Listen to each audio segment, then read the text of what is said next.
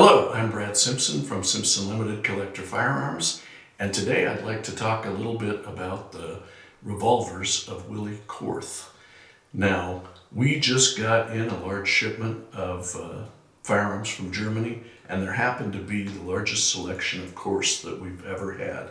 These guns are rare and expensive, and we happen to have all calibers and a couple of rare variations. So I thought it'd be a good time to make a video. Let's take a look. Willie Korth was a designer for Mauser at the end of World War II. And then after the war, of course, Germany wasn't manufacturing so many firearms, so he made gas pistols that were very well made.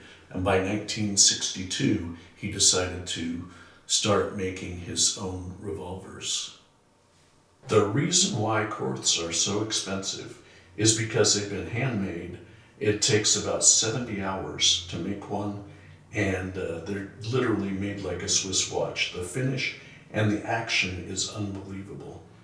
If you can hear this and just feel it, it's the smoothest revolver action I've ever operated. I happen to have every caliber that Korth manufactured, starting with .22 long rifle, with a .22 Magnum cylinder, the .32 Smith & Wesson long, and .357, and this is a 9mm cylinder. The first Korths had a cylinder release, much like early Smith & Wessons, where you would pull on the ejector rod to open up the cylinder. And on the other side, there was this large button protruding, which you could press to remove the cylinder. This one's serial number 21478. It's one of the 21,000 series. It was made in 1966, and in this configuration there were only 334 pistols made. This is a 1969 model. This one's in .22 caliber, and as you can see, by then they moved the cylinder release by the hammer. So you just move that forward and the hammer comes out. They made the button to release the cylinder smaller. And as you can see, this one is a 24,000 series. It's got a matching cylinder. And then on the .22 mag cylinder, there's an M in front of the serial number to let you know that it's a .22 Magnum cylinder. The first two guns that I showed were made when Willie Korth still owned the factory.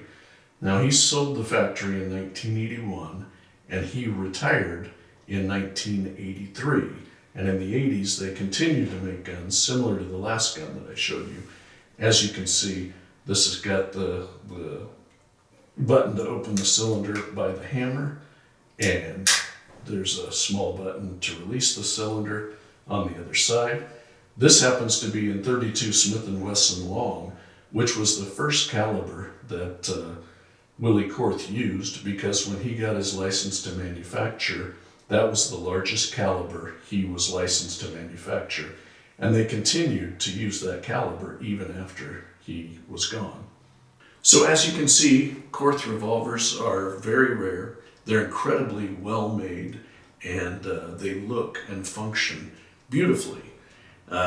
There are many more variations than what I'm showing. I've just got a few good examples to give you an idea of what they made. And I'd like to thank Michael Zeleny for the research online that helped me put together this video. If you have any more ideas for videos or would like to ask a question, send me an email at brad@simpsonltd.com. Thank you.